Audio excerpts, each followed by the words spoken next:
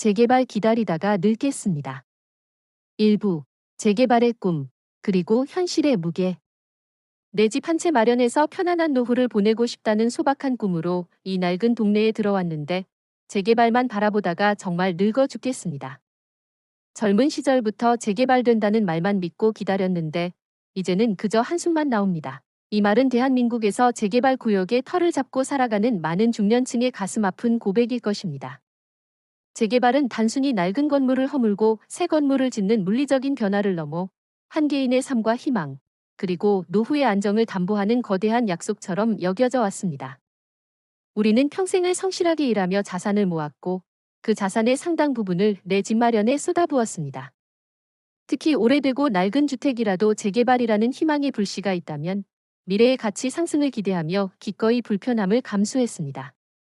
조금만 참으면 새 아파트에서 편하게 살 수 있다는 기대감은 낡은 집의 비좁은 공간, 불편한 주차, 열악한 주변 환경을 견뎌내는 힘이 되었습니다.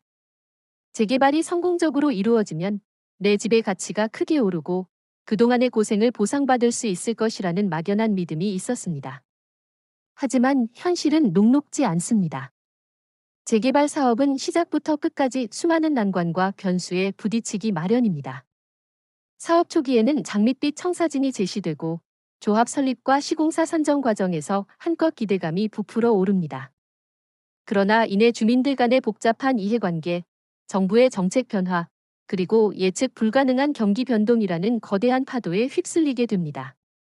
사업은 지지부진해지고 계획은 수없이 변경되며 끝내 무산되는 비극적인 사례들도 심심찮게 들려옵니다. 재개발을 기다리는 세월이 길어질수록 중년층의 마음은 더욱 애가 탑니다. 젊을 때는 시간이 많으니 기다릴 수 있었지만 이제는 은퇴가 코앞이거나 이미 은퇴한 상황입니다. 재개발이 지연되면 지연될수록 그만큼 노후 계획은 틀어지고 불안감은 커져만 갑니다. 낡은 집에서 계속 살아야 하는 불편함은 물론이고 재산 가치 상승이라는 꿈은 멀어지고 심지어는 추가 분담금이라는 예상치 못한 부담까지 떠안게 될까 봐 노심초사하게 됩니다. 재개발은 분명 도시를 재생하고 주거 환경을 개선하는 중요한 사업입니다. 하지만 그 과정에서 개인의 삶이 얼마나 큰 영향을 받는지, 그리고 그 기다림이 얼마나 고통스러운지 우리는 간과해서는 안 됩니다. 재개발의 꿈을 꾸는 모든 이들이 현실의 무게에 짓눌리지 않고 안정적인 노후를 맞이할 수 있도록 현명한 지혜와 사회적 관심이 필요한 시점입니다. 2부, 기약 없는 기다림의 시작, 희망과 좌절의 교차. 처음 재개발 이야기가 나왔을 때는 정말 꿈만 같았습니다. 낡은 집을 벗어나 새 아파트에서 살 수 있다는 희망에 가슴이 설렜죠. 그런데 그 희망이 언제쯤 이루어질지, 아니 이루어지기는 할지 이제는 기약 없는 기다림에 지쳐갑니다. 재개발 사업은 대개 거창한 비전과 함께 시작됩니다. 노후된 주거 환경을 개선하고 도시의 가치를 높이며 주민들의 삶의 질을 향상시키겠다는 장밋빛 약속들은 주민들에게 큰 희망을 안겨줍니다. 하지만 그 희망은 종종 기약 없는 기다림으로 이어지며 좌절을 낳기도 합니다. 사업 초기에는 추진위원회 구성, 조합 설립 등 일련의 절차들이 비교적 순조롭게 진행되는 것처럼 보입니다. 주민설명회에서는 최신식 아파트 조감도가 공개되고 높은 미래 가치에 대한 기대감이 한껏 부풀어 오릅니다. 이때는 주민들 사이에도 활기가 넘치고 재개발 성공에 대한 긍정적인 분위기가 지배적입니다. 오랜 수건 사업이 드디어 결실을 맺는다는 생각에 들뜬 마음으로 사업 진행 상황을 주시하게 됩니다. 그러나 곧 예상치 못한 난관들이 하나둘씩 나타나기 시작합니다. 가장 먼저 부딪히는 것은 복잡한 인허가 절차입니다. 재개발 사업은 도시계획, 건축, 환경 등 수많은 법규와 규제를 통과해야 합니다. 각 단계마다 수많은 서류 작업과 심의 과정이 필요하고 이 과정에서 작은 문제라도 발생하면 사업은 기약 없이 지연될 수 있습니다. 정부의 정책 변화나 지자체의 인허가 기준 강화는 사업 진행에 예측 불가능한 변수로 작용하여 이미 세워진 계획을 전면 수정해야 하는 상황을 만들기도 합니다. 다음으로 주민들 간의 이해관계 충돌은 사업 지연의 가장 큰 원인 중 하나입니다. 재개발은 모든 주민에게 동일한 이득을 가져다 주는 것이 아닙니다. 어떤 이는 큰 이득을 기대하지만 어떤 이는 손해를 보거나 추가 분담금에 대한 부담을 느끼기도 합니다. 이주 문제, 보상 문제, 상가 세입자 문제 등 다양한 쟁점에서 주민들 간의 의견 차이가 발생하고 이는 갈등으로 이어져 사업 진행을 멈추게 만들기도 합니다. 소송전으로 비화되는 경우도 허다하며 이러한 법적 다툼은 사업을 수년씩 지연시키는 주요 원인이 됩니다. 여기에 경기 변동이라는 외부 요인까지 더해지면 상황은 더욱 복잡해집니다. 부동산 경기 침체, 금리 인상, 원자재 가격 상승 등은 사업성을 악화시켜 시공사 선정에 어려움을 겪거나 조합원들의 추가 분담금 부담을 가중시키는 결과를 낳습니다. 사업성이 떨어지면 시공사는 사업 참여를 꺼리게 되고 조합원들은 늘어난 분담금에 반발하여 사업 진행에 제동을 걸게 됩니다. 이처럼 재개발 사업은 시작 단계의 희망과는 달리 수많은 내부적 외부적 요인들로 인해 기약 없는 기다림으로 변질될 수 있습니다. 이러한 현실을 직시하고 재개발 사업에 대한 막연한 기대보다는 냉철한 분석과 장기적인 관점을 갖는 것이 중요합니다. 3부. 사업 지연의 복합적인 원인들, 얽히고 설킨 실타래. 재개발이 왜 이렇게 늦어지는지 도대체 이유를 모르겠습니다. 처음에는 몇 년이면 된다고 했는데 이제는 10년이 넘도록 삽 한 번 뜨지 못하고 있으니 답답할 노릇입니다. 재개발 사업의 장기화는 단 하나의 원인으로 설명하기 어렵습니다. 마치 얽히고 설킨 실타래처럼 다양한 내부적 외부적 요인들이 복합적으로 작용하여 사업 진행을 더디게 만들고 때로는 아예 멈춰 세우기도 합니다. 가장 근본적인 원인 중 하나는 복잡하고 경직된 법규 및 인허가 절차입니다. 재개발은 도시 및 주거환경정비법을 비롯한 수많은 법률과 조례의 적용을 받습니다. 각 단계마다 엄격한 기준과 요건을 충족해야 하며 작은 절차상의 하자라도 발생하면 사업 전체가 무효화될 위험이 있습니다. 지자체마다 다른 해석과 적용도 사업 추진의 혼란을 가중시킵니다. 또한 환경영향평가, 교통영향평가 등 각종 영향평가와 심의 과정은 전문성과 시간이 많이 소요되며 이 과정에서 추가적인 보완 요구가 발생하면 사업은 더욱 지연됩니다. 다음으로 주민들 간의 첨예한 갈등은 사업 지연의 가장 큰 내부적 요인입니다. 재개발은 조합원들의 동의를 기반으로 진행되지만 모든 조합원이 동일한 이해관계를 갖는 것은 아닙니다. 특히 이주 및 철거 과정에서의 보상 문제, 상가 세입자들의 생존권 문제, 그리고 추가 분담금에 대한 의견 차이는 극심한 갈등으로 이어지기 쉽습니다. 소위 알박기와 같은 비협조적인 태도를 보이는 일부 주민들로 인해 사업 전체가 발목 잡히는 경우도 빈번합니다. 이러한 갈등은 법정 다툼으로 비화되어 수년에서 수십 년간 사업을 표류시키는 원인이 되기도 합니다. 정부의 부동산 정책 변화 역시 사업 지연에 큰 영향을 미칩니다. 정부는 부동산 시장의 과열을 막거나 침체된 시장을 활성화하기 위해 다양한 정책을 발표합니다. 대출 규제 강화, 재건축 재개발 규제 강화 또는 완화, 세금 정책 변화 등은 사업의 수익성에 직접적인 영향을 미치고 이는 시공사 선정이나 조합원들의 사업 참여 의지에 큰 영향을 미칩니다. 정책 변화에 따라 사업 계획을 전면 수정해야 하는 경우도 발생하여 사업 기간이 더욱 늘어납니다. 또한 경기 변동과 건설 시장 상황은 재개발 사업의 외부적 변수입니다. 부동산 경기 침체기에는 미분양 위험이 커지고 시공사들은 사업 참여를 주저하게 됩니다.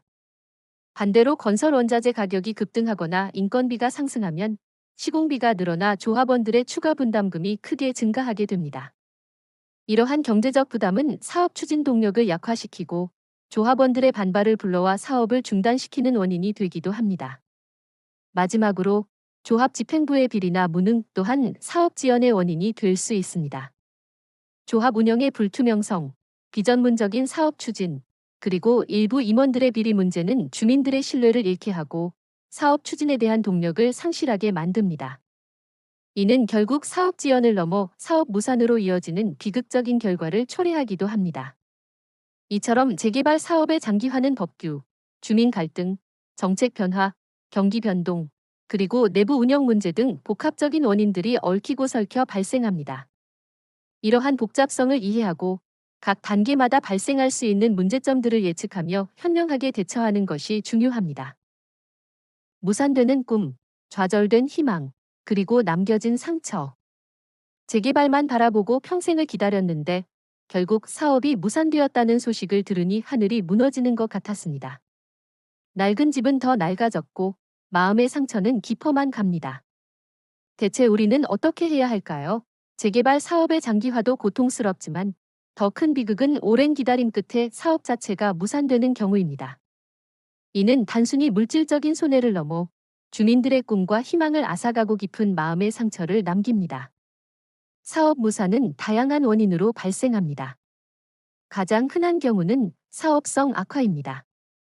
부동산 경기 침체, 과도한 추가 분담금 발생, 시공사 선정 실패 등으로 인해 사업 추진이 불가능하다고 판단될 때 조합원들의 동의를 얻어 사업을 해산하거나 지자체 직권으로 해제되는 경우가 있습니다. 또한 주민들 간의 극심한 갈등이 해결되지 않아 사업 추진 동력을 완전히 상실하거나 조합 집행부의 비리 등으로 인해 사업이 정상적으로 진행될 수 없을 때도 무산될 수 있습니다. 재개발 사업이 무산되면 주민들은 막대한 피해를 입게 됩니다. 첫째, 경제적 손실입니다. 사업 추진을 위해 이미 지출된 조합 운영비, 용역비, 설계비 등 수많은 비용은 고스란히 조합원들의 빚으로 남게 됩니다. 이 비용을 충당하기 위해 추가적인 부담을 지게 되거나 심지어는 파산에 이르는 경우도 발생합니다. 또한 재개발을 기대하며 투자했던 부동산의 가치는 오히려 하락하거나 거래 자체가 어려워져 재산권 행사에 제약을 받게 됩니다. 둘째, 주거 환경의 악화입니다. 재개발을 기다리는 동안 주민들은 낡은 주택의 보수나 개량을 미루는 경우가 많습니다. 어차피 곧 허물어질 집인데 뭐하러 돈을 들이느냐는 생각 때문입니다. 하지만 사업이 무산되면 낡고 노후화된 주택에서 계속 살아야 하는 불편함은 물론이고 재개발 기대감으로 인해 방치되었던 주변 환경은 더욱 열악해져 삶의 질이 저하됩니다. 셋째, 심리적 고통과 사회적 단절입니다. 오랜 기간 재개발에 대한 희망을 품고 기다렸던 주민들에게 사업 무산은 큰 좌절감과 상실감을 안겨줍니다. 이웃 간의 갈등으로 인해 공동체가 와해되고 사회적 관계가 단절되는 경우도 많습니다. 특히 노년층에게는 남은 여생을 불안정한 주거 환경에서 보내야 한다는 막막함과 함께 정신적인 스트레스가 심화될 수 있습니다. 넷째, 재산권 행사의 제약입니다. 재개발 구역으로 지정되었다가 해제된 지역은 한동안 부동산 거래가 위축되거나 재값을 받기 어려운 경우가 많습니다. 이는 주민들이 다른 곳으로 이주하거나 재산을 처분하려 할 때 큰 어려움으로 작용합니다. 재개발 사업의 무산은 단순히 하나의 프로젝트가 실패하는 것을 넘어 그 안에 담긴 수많은 개인의 삶과 희망을 파괴하는 비극적인 결과를 초래합니다. 우리는 이러한 무산 사례들을 통해 재개발 사업의 위험성을 인지하고 주민들의 피해를 최소화할 수 있는 제도적 보완과 사회적 관심이 절실하다는 것을 깨달아야 합니다. 5부. 재개발 리스크 관리, 현명한 선택의 지혜. 재개발 투자. 정말 신중해야 한다는 것을 이제야 깨달았습니다. 뒤늦게 후회하는 것보다 미리 위험을 알고 현명하게 대처하는 지혜가 필요합니다.